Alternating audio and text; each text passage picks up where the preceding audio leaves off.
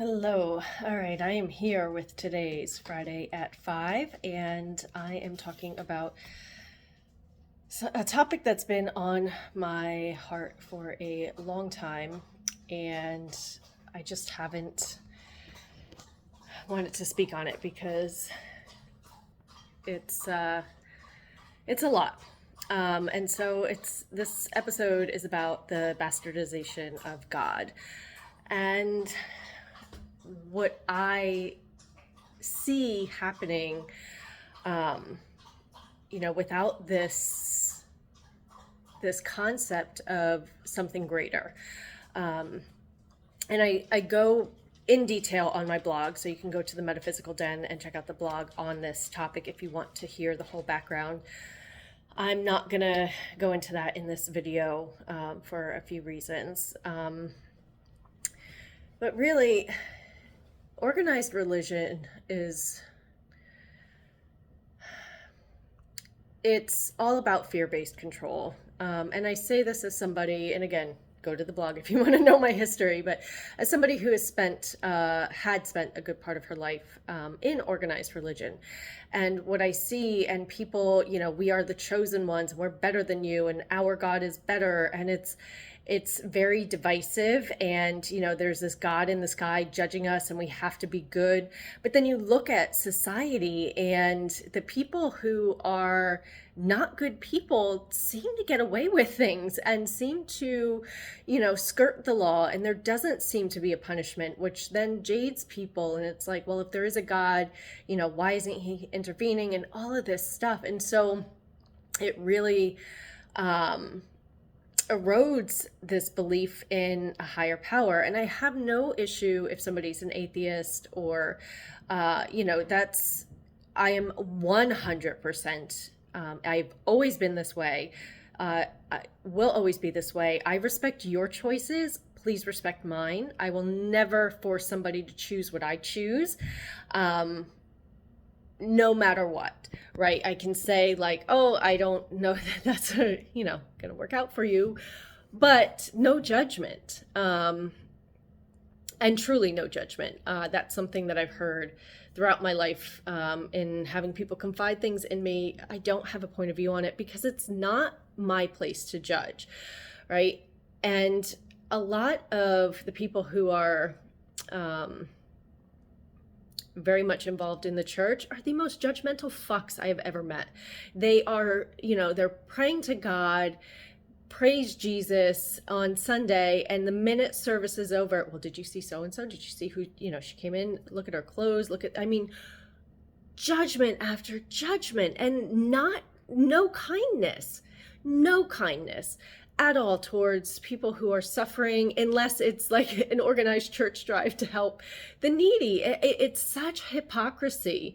And I remember somebody who's, very religious and, got offended by cuss words and rap music because there's cuss words, and, she would always just, clam up or storm away. Very passive aggressive behaviors. If she heard me cuss or she heard me listen to this music.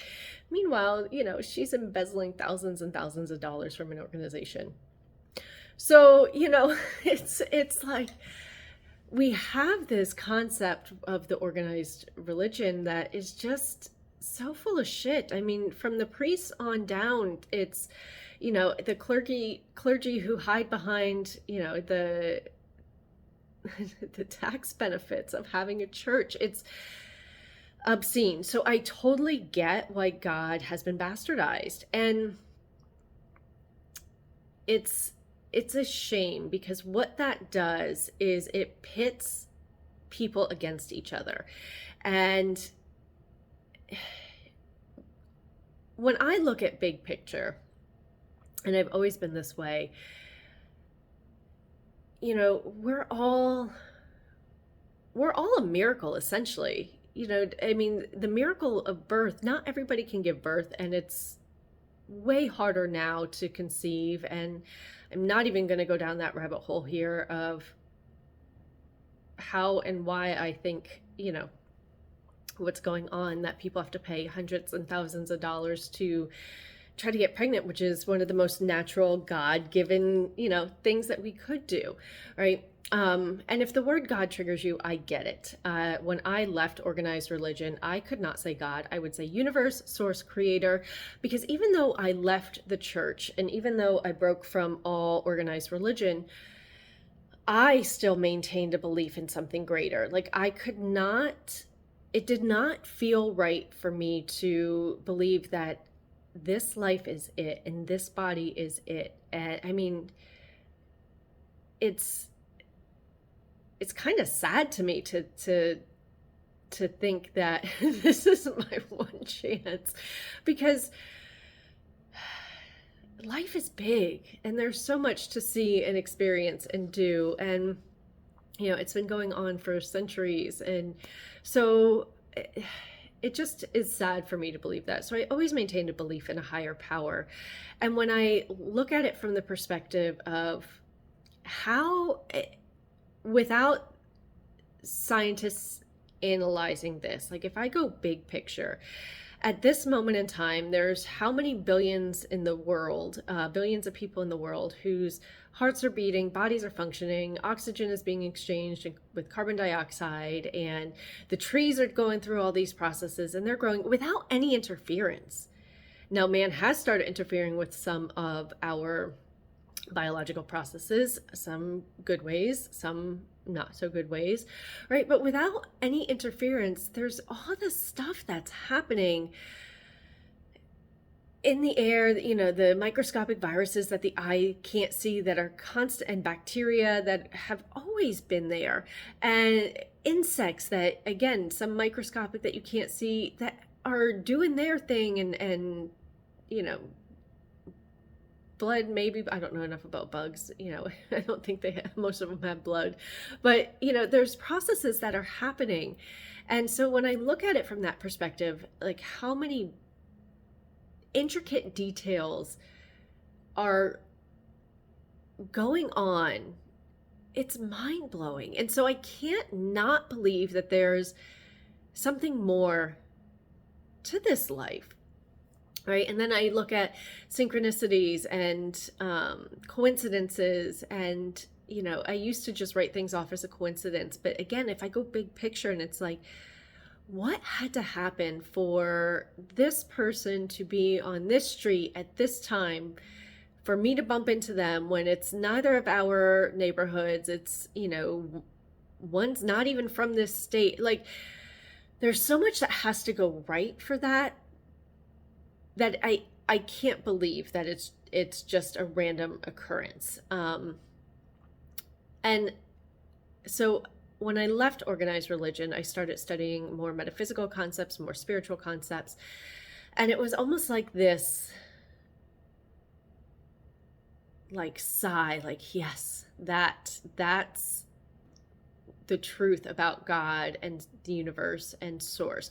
And so that's what this video is going to be about, is, if we don't, in my opinion, if we don't have this belief that we're all connected in some way and that we're all miracles, then we do get jaded, and we do, we all have an ego, we all have a mind, and none of us are really ever taught how to control it. So we spend our lives in reaction to that voice in our head. And everything in nature has balance. Everything in nature, the nature will find a way to balance itself out. Like if there's too many squirrels, then there's going to be a season of low acorns, and so some of them don't make it. And it's, it seems cruel, but this is how this is why I believe in a greater power. Like there's something going on that's making sure all of this stays in balance. And so I do believe we have the balance of, we are, more than this body, and we are connected to this greater power, and we all have an ego, which is like the devil. And I say it's like the devil because it's the voice that's critical. It's the voice that's judgmental, that wants to harm people, that thinks,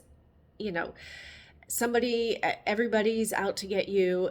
It makes it okay to, insult somebody because you're right and they're wrong. Like the ego is all about being right, being in control, dominating, winning, judging, shaming, like all of these things that are really hurtful. And I think because we don't know that we have an option to not pay attention to that voice, most people just go through life reacting to it as if it's real and true. And this ego will make up stories that have no basis in truth based off one single thread of something that happened, right? You see somebody wearing their hat a different way, and all of a sudden it's because they were with somebody else, and depending on what your insecurities are, that's what the devil is going to use to craft a story that is not usually anywhere close to reality. But we react as if it is, and we believe it as God's truth when it's not. It's simply something our minds made up. So I think with reacting to this, it's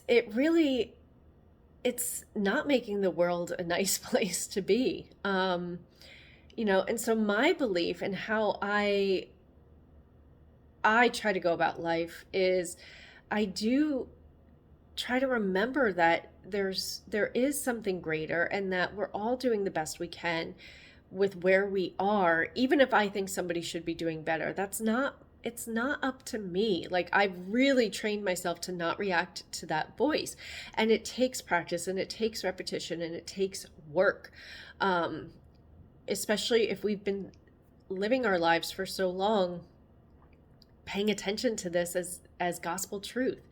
So, the way that I want to see the world is how I live, right? So I try to be kind. Now, am I always kind? Absolutely not. You cut me off in traffic while I'm walking my dog and almost hit me, I will not be kind in that moment, and I'm working on it. I just try to be better than I was yesterday. That's all I can do, and that's all anybody can do. But I do try to be kind. I do try to, refrain from judgment, refrain from criticizing people as much as I can, and notice if I'm going into this space that I don't like. And this is where I think it was Gandhi who said, be the change you want to see. This is where I really feel like it gets embodies it. If we're connected to that greater part of us, then none of this stuff matters. We know we're always provided for. We know things are always working out. Now, if you are somebody that's not been living that way, you're going to have a whole lot of evidence that says this is bullshit. And it's going to take deconditioning to change that. And you don't have to. You can believe whatever you want. All I'm saying, and why I wanted to do this video, is I think I want to see more kindness, more people helping, more of a community, less of, me and my world on social media, and I got to get where I'm going, and let me take my selfie here and ignore anybody that's around and not even say hi, and somebody is hurt, let me video it instead of going over to see it. Like, no, that's so I can't stand it. Right? I'm going to be the one that's going over to help. I'm not going to allow,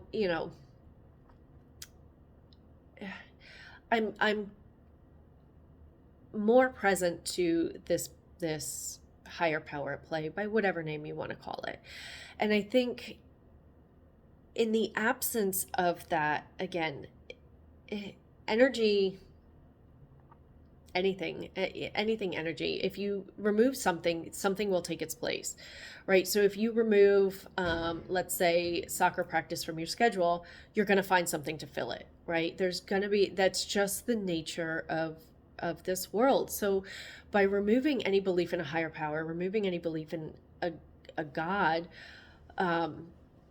it's allowed the devil to take over. It's allowed the ego to run people's lives and cause a lot of harm. And so cultivating this love, cultivating this connectedness, and knowing that, like even the homeless person on the street that's, mentally unwell, they deserve kindness. they deserve, and changing the name to unhoused is, maybe that's going to be part of it, but really, I think at the end of the day, it comes down to how are you showing up in the world? Are you actually being kind to these people when you see them, or are you perpetuating the stereotype and the judgments? And it's hard. I get it. It's hard. I live in New York City. I've been on the subway with homeless people with knives out, homeless people spitting on people. Like, I get it. It's hard.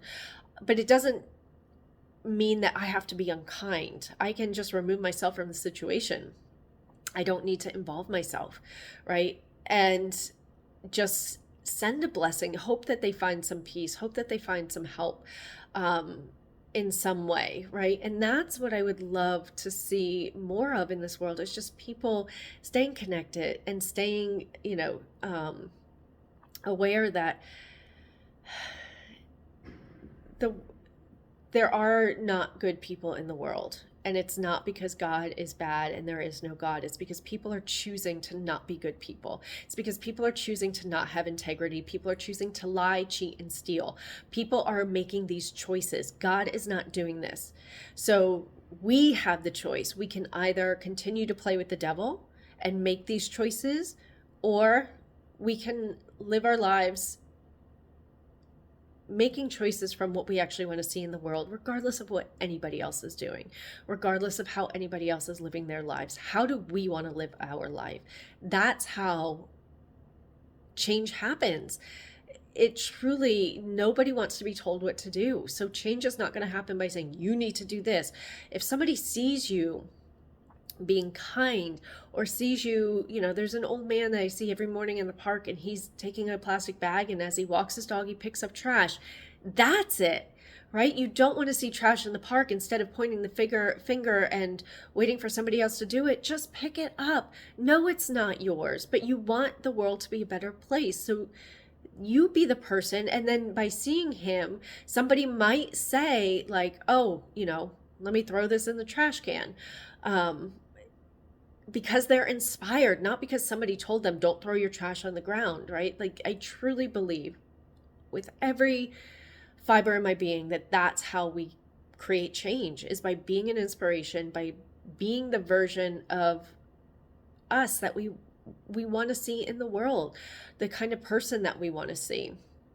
And for me, that comes back to staying connected to this greater energy, source energy, creator energy. It doesn't matter what name it's called.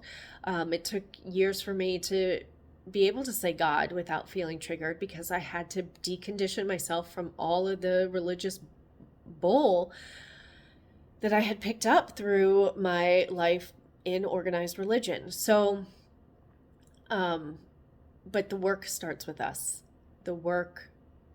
The change, all of it starts with us. And I am big on radical accountability, which a lot of egos are not going to like, because it's easier to point the finger to somebody else than it is to look in the mirror and say, what did I do to create this? What can I do to change this? Do I actually have to do anything? Because 9 times out of 10, saying something or giving our 2 cents is not, it's just going to create more drama and trauma. It's not actually going to change anybody's mind. It's not actually, but the ego needs to be right. The ego needs to have the last word. The ego needs to win and dominate. And so I could talk about this forever. I'm going to wrap this up here because I have other things to do today, but I wanted to get this out. You can check out the blog again, metaphysicalden.com. And thank you for watching. If you want to see more, please like this video, subscribe to my channel, and I will talk to you soon.